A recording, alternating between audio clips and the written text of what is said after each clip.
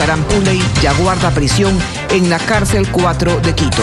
Esta madrugada, bajo fuerte operativo de seguridad, llegó a la capital luego de ser trasladado desde el Centro de Rehabilitación Social de Cotopaxi.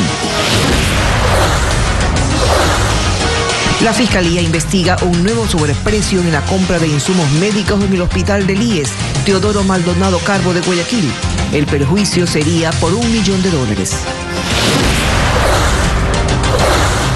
La fiscal de la Nación, Diana Salazar, pide a la Asamblea que acelere el trámite para la aprobación de la ley de extinción de dominio, puntal para la lucha anticorrupción. Las noticias en Televistazo con Tania Tinoco y Denise Molina.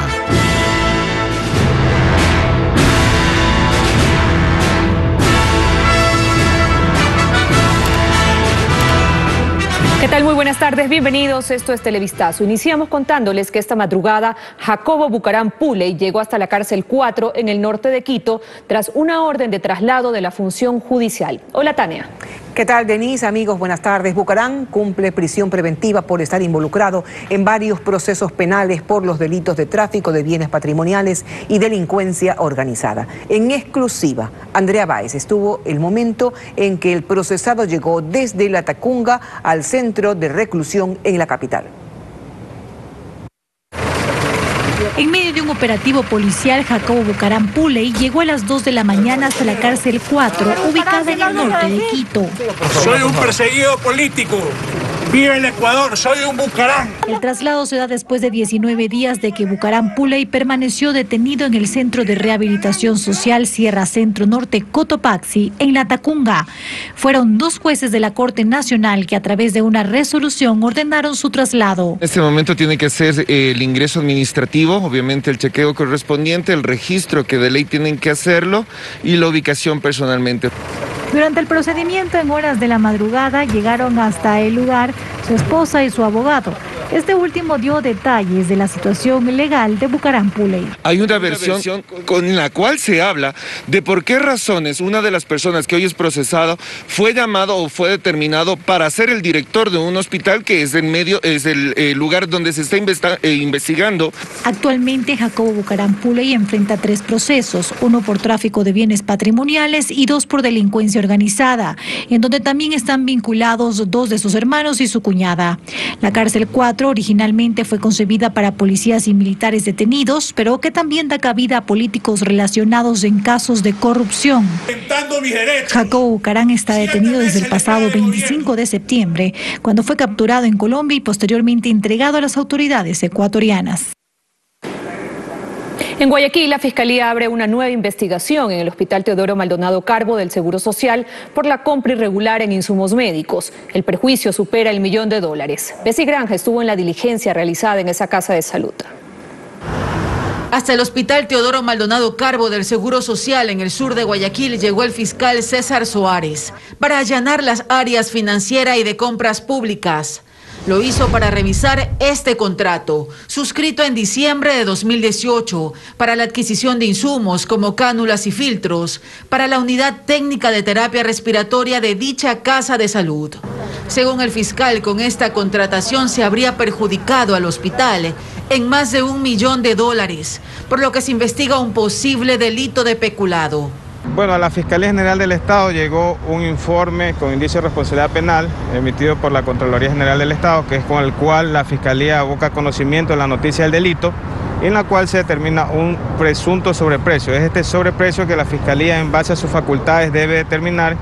3 funcionarios de esa casa de salud y una persona, quien fue el proveedor de los insumos médicos, están bajo la lupa de la Fiscalía, que busca determinar si el contratista cumplió los requisitos para la compra. Bueno, eso lo vamos a determinar una vez que el Servicio de Rentas Internas nos remita, así como la Superintendencia en Compañía nos remita la respectiva información, a efectos de poder determinar cuál es la actividad real a la que se dedicaba este proveedor. El fiscal Soares investiga este y otros procesos de corrupción en este centro del IES. Esta sería una nueva investigación que la Fiscalía abre sobre el Hospital Teodoro Maldonado Carbo por compras irregulares. El proceso por peculado, que analiza convenios de pago suscritos entre 2017 y 2018, ya se encuentra en instrucción fiscal. Personal de criminalística junto a Fiscalía trasladaron documentación que será revisada para analizar si más personas estarían involucradas en estas nuevas irregularidades en hospitales del IES. La fiscal general Diana Salazar pidió a la Comisión de Participación Ciudadana de la Asamblea que acelere el trámite para la aprobación de la ley de extinción de dominio. La funcionaria compareció ante este organismo e hizo varias observaciones al proyecto. Francisco Garcés con las impresiones de la fiscal Salazar. Para la fiscal del Estado, Diana Salazar, aprobar la ley de extinción de dominio es indispensable para la lucha anticorrupción y el crimen organizado. Lo dijo así ante la Comisión de Participación de la Asamblea que analiza el proyecto. Lo fundamental de la iniciativa, dijo Salazar, es que el mecanismo para retirar los bienes producto de actos delincuenciales deberá ser independiente a cualquier proceso penal y delito del que provengan. Sin embargo, la privación de la libertad no es ya la forma más idónea para contrarrestar eficazmente a este tipo de criminalidad, puesto que una de las principales características de estas estructuras es que sus miembros, cuando son capturados, son rápidamente reemplazados, lo que hace que las organizaciones delictivas sigan generando ganancias y continúen ejerciendo sus funciones con normalidad.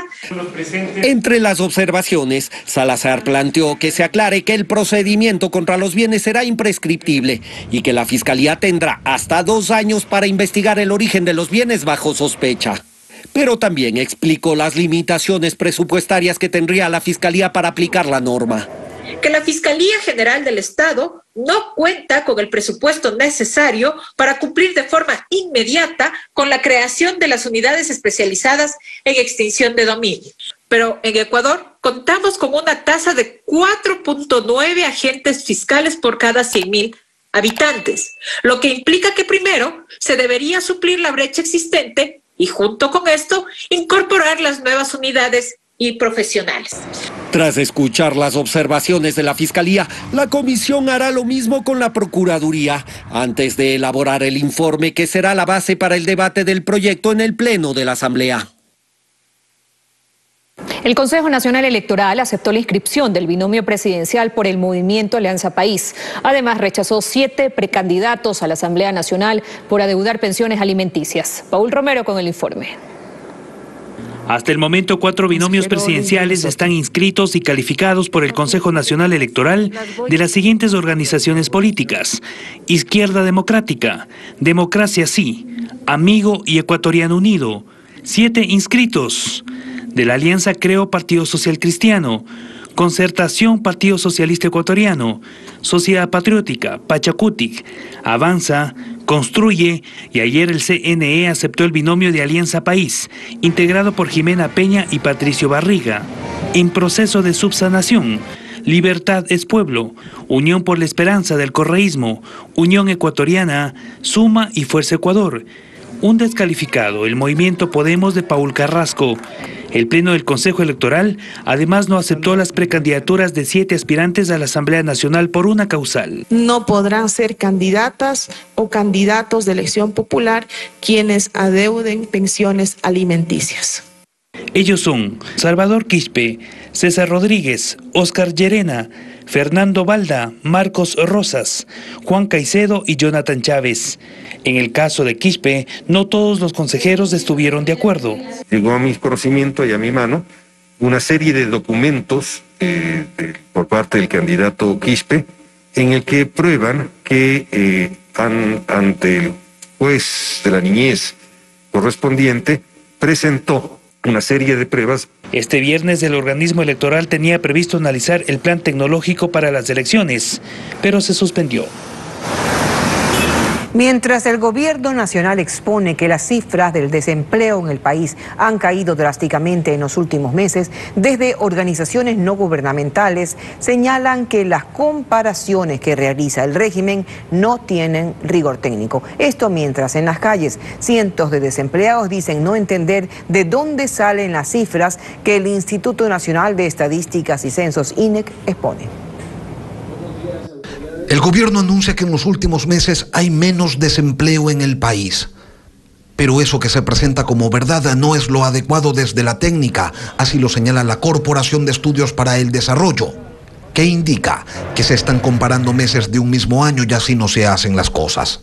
Cordes afirma que si se compara la tasa de desempleo de septiembre de este año con la del mismo mes del año pasado, se registra un aumento de 1.7 puntos porcentuales nuevos desempleados.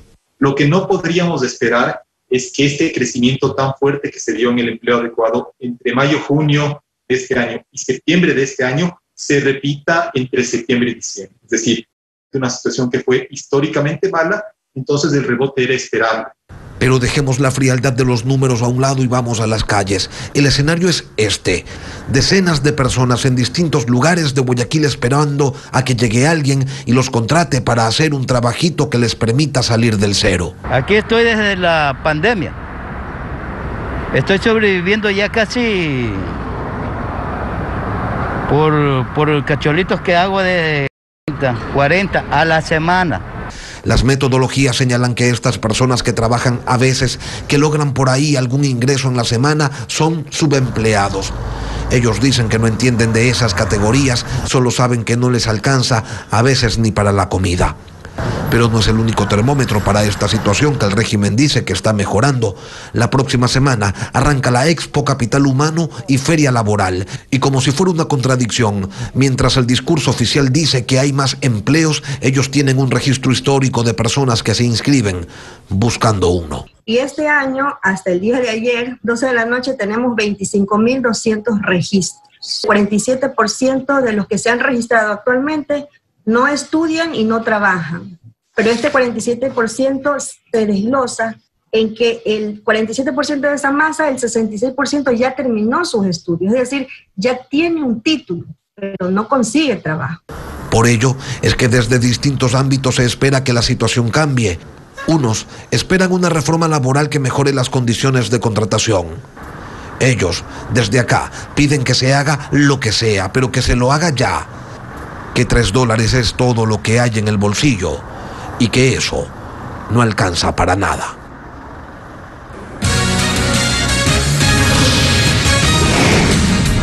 Vamos a la pausa y al regresar, la Comisión de Fiscalización inició el trámite de juicio político contra María Paula Romo. Este es el cuarto proceso al que se enfrenta la ministra de Gobierno.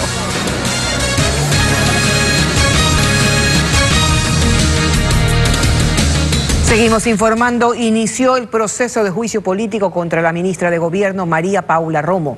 La Comisión de Fiscalización calificó el enjuiciamiento. Sin embargo, por ahora no se incluyó en la investigación el supuesto reparto de hospitales a legisladores, como solicitaron los interpelantes. Patricio Díaz nos cuenta que calificaron de arrogante la petición de la ministra Romo de que el juicio sea presencial en medio de la pandemia. Lo primero que hizo la comisión fue calificar el proceso remitido por el CAL y en él se acusa a la ministra de Gobierno de incumplimiento de funciones por la acción policial durante las protestas de octubre del año pasado, como el uso de bombas lacrimógenas caducadas. Pero los interpelantes dicen que también pidieron se incluya el supuesto reparto de hospitales y cargos, algo que dicen no se conocía hace 8 meses cuando presentaron el juicio. A lo largo del tiempo se ha conocido nuevos elementos que determinan el incumplimiento de funciones. Porque es el incumplimiento lo que se busca determinar en base a una u otra prueba. Sin embargo, el oficio con esa petición se envió luego de que el CAL aprobara el proceso por las otras causales. De todas formas, en la mesa no descartaron escuchar sus argumentos dentro del proceso. Se va a abrir el plazo de prueba de cargo y descargo y de oficio, donde con el derecho que les asiste podrían, si es que ustedes lo estiman conveniente, tomar estos elementos. Pero no fue todo. Además, la comisión debatió la petición de la ministra María Paula Romo para que el juicio sea presencial.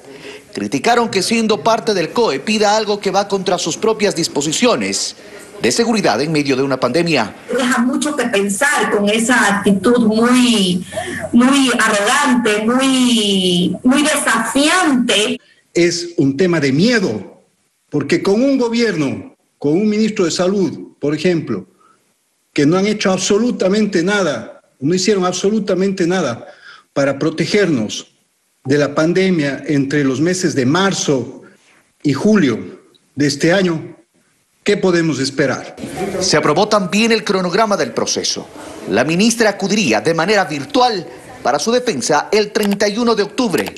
Y hasta el 5 de noviembre, la mesa definiría si recomienda o no la censura y destitución de la funcionaria.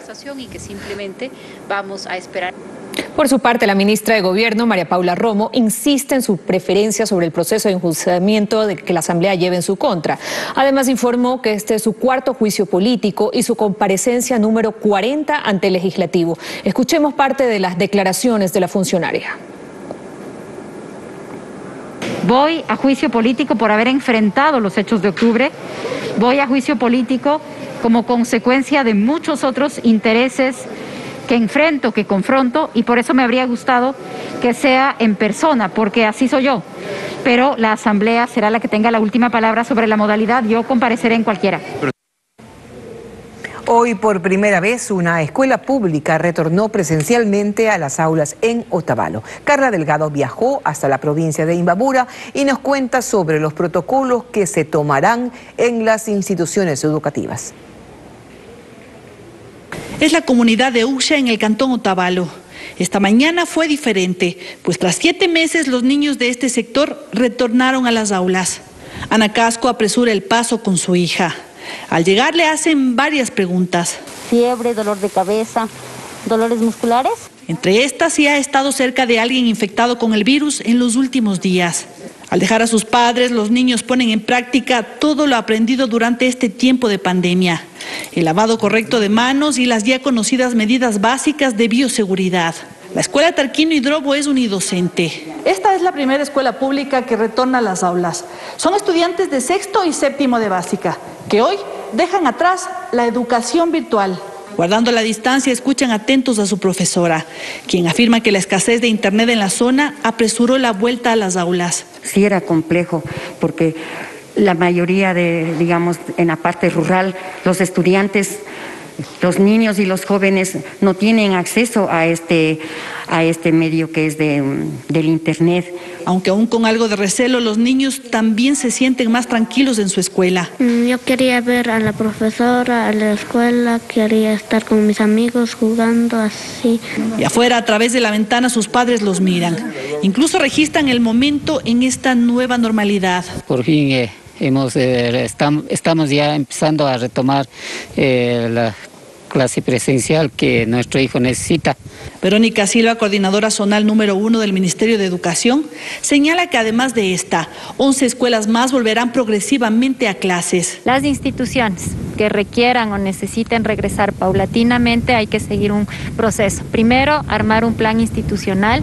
Segundo, que las mesas técnicas de salud y educación revisen, recomienden, y luego la presentación y solicitud al COE nacional respectivo de cada cantón. Aquí por ahora no se registran casos de COVID-19.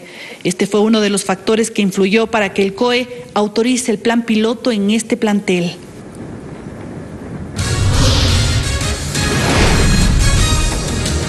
Más adelante en Televistazo, violentos robos a personas generan preocupación en la ciudadanía. Policía investiga una banda delictiva que estaría operando en estos cantones.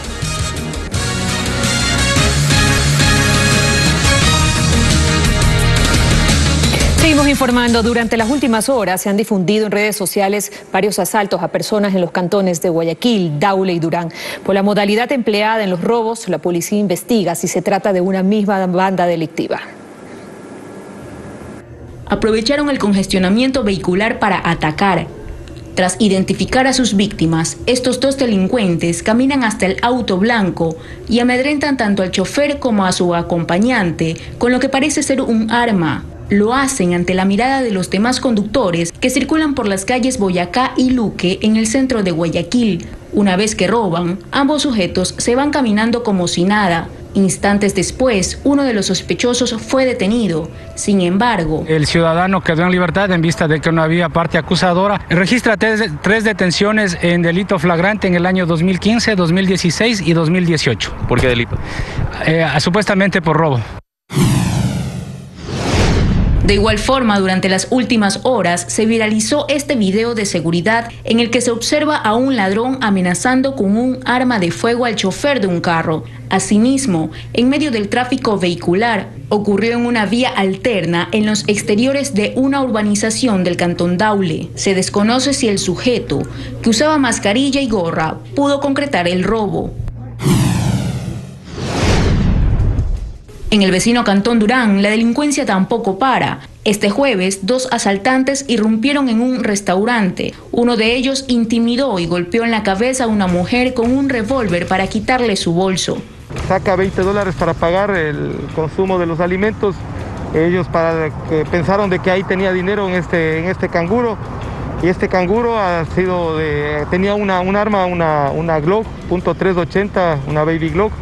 Y bueno, se trajeron también el arma. Cuando los ladrones escapaban, un guardia intentó enfrentarlos, pero uno de los sujetos le disparó, dejándolo herido. Fue llevado al hospital de aquí, está estable, presenta la herida de arma de fuego. Por ahora la policía investiga los videos de seguridad para confirmar si se trata de una misma banda delictiva que está operando en estos 3 cantones del Guayas.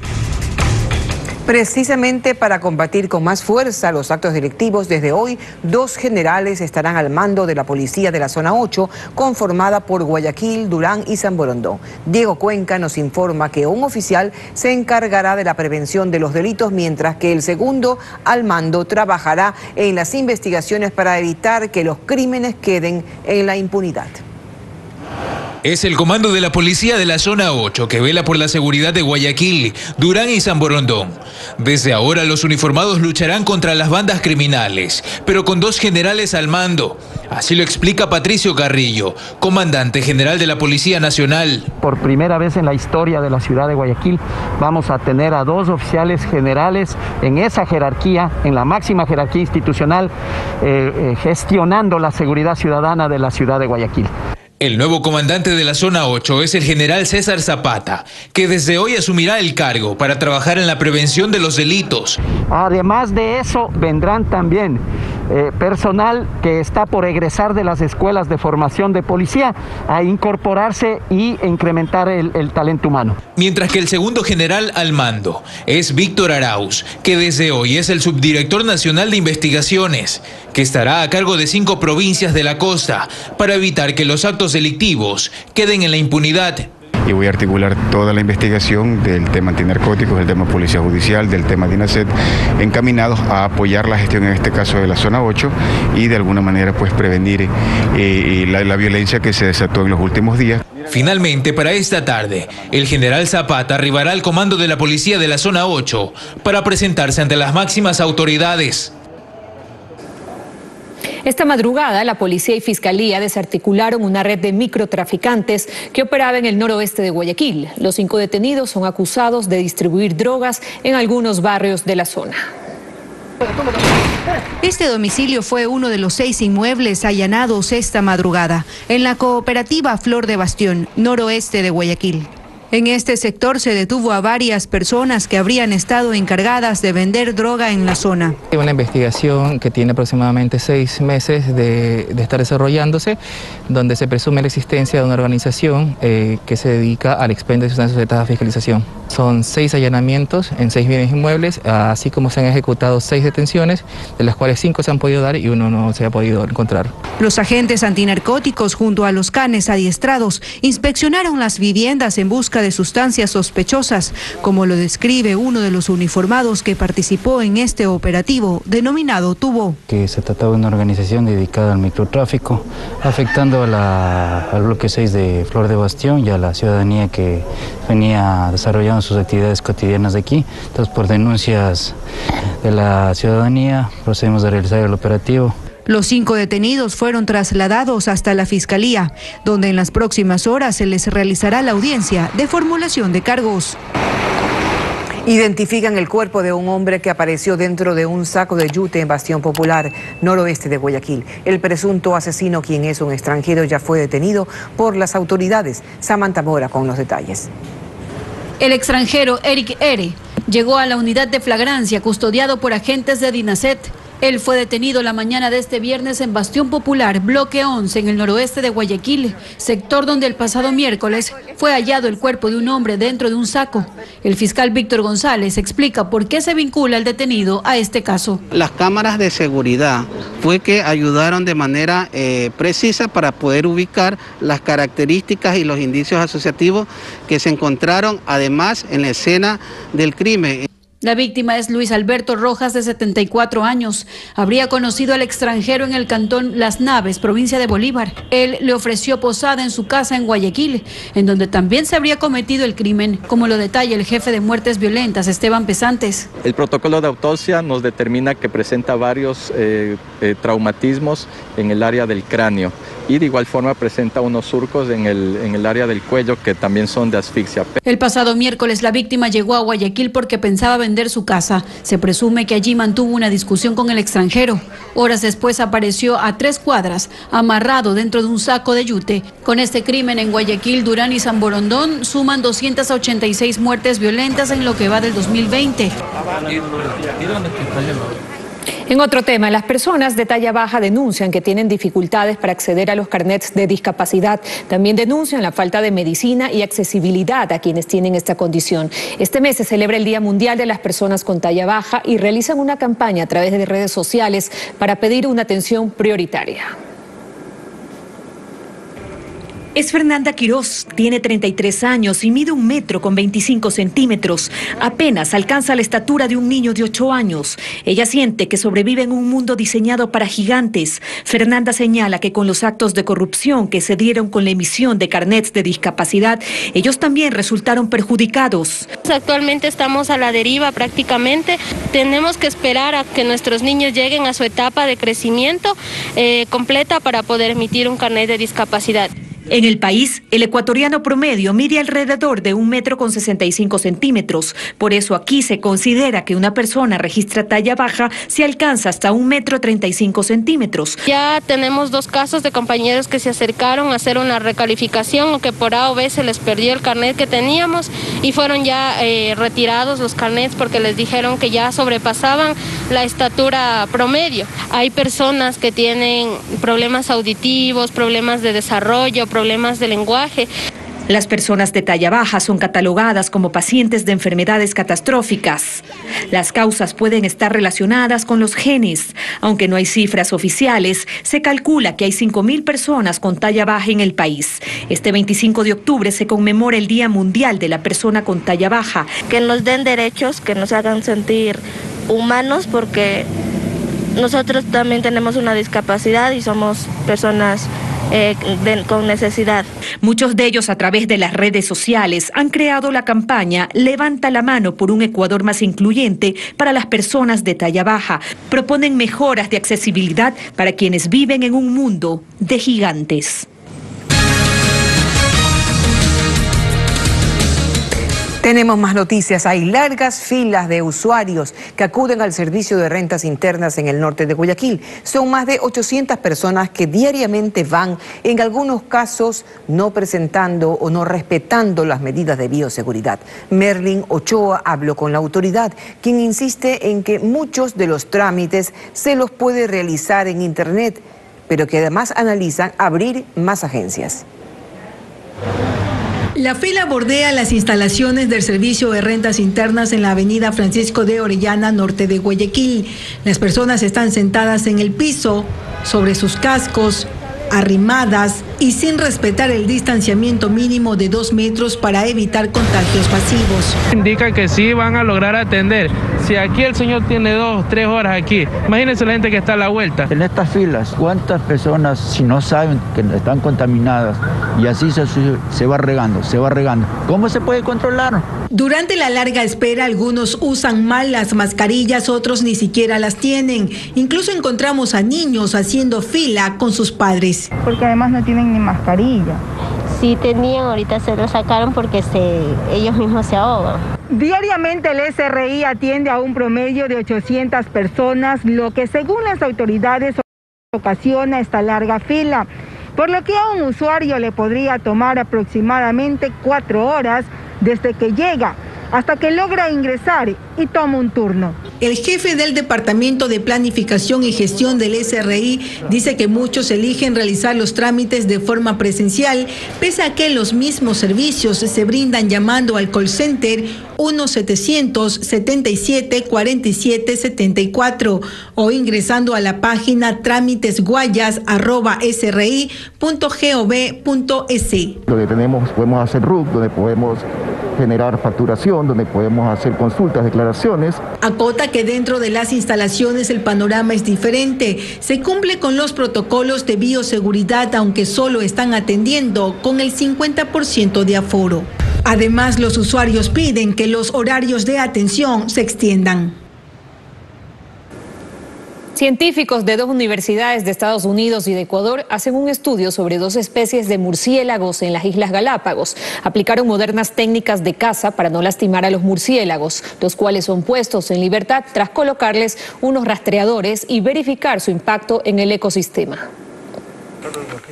Su captura se da durante la noche y madrugada cuando los murciélagos de las especies cenizo sudamericano y rojo sureño dejan sus cuevas para salir a cazar.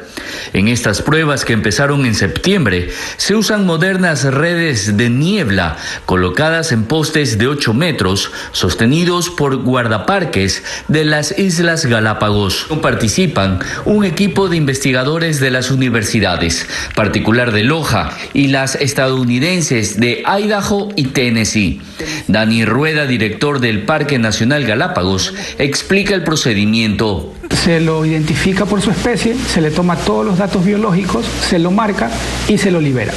Algunos de ellos se les coloca un transmisor. Al día siguiente se lo monitorea y se le da seguimiento con una antena para ubicarlo en el día. El estudio, según los expertos, permitirá conocer la importancia de los murciélagos en la cadena del ecosistema del archipiélago de Galápagos. En noviembre finalizaría la recolección de datos. Hemos capturado hasta el momento 52 murciélagos de las 2 especies, tanto del murciélago rojo y del cenizo, pero también conocer su estado de salud, y un indicador importante es conocer si hay contaminación por metales pesados en estas especies. A criterio de los especialistas, esta información ayudará a desmitificar las creencias dentro de la comunidad de que estos animales se alimentan de sangre, sino que más bien sirven como un control natural de plagas para evitar daños en los cultivos.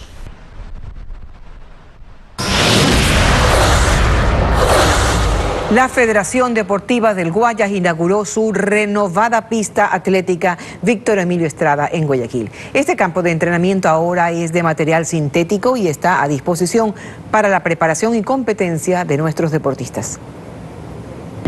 Autoridades del deporte, atletas y miembros de la prensa se congregaron en la sede de Fedeguayas en el centro de Guayaquil para la inauguración de una nueva pista atlética, la misma que es entregada cuando se cumplen 100 días de gestión del nuevo directorio de esta institución. Una obra que tomó 68 días, pero que los deportistas aseguran llevaban años esperando. La remodelación de la pista atlética Víctor Emilio Estrada ya es una realidad. Roberto Ibáñez, presidente de la institución, no ocultó su emoción por la ejecución de esta obra que durante décadas fue de tierra y que ahora es de material sintético. La parte que salieron esos chicos corriendo en esta pista me emocionó mucho y saber que cuando corrieron no levantó polvo. Por su parte, Andrea Sotomayor, secretaria del deporte, resaltó la importancia de que los atletas cuenten con escenarios de primer nivel. Yo he hablado con el presidente de Fedeguayas que luego de estas inauguraciones de obras son lindas, son preciosas, pero las tenemos que tener llenas de deportistas. Esta pista está habilitada para entrenamientos y podrá ser utilizada para campeonatos provinciales y nacionales.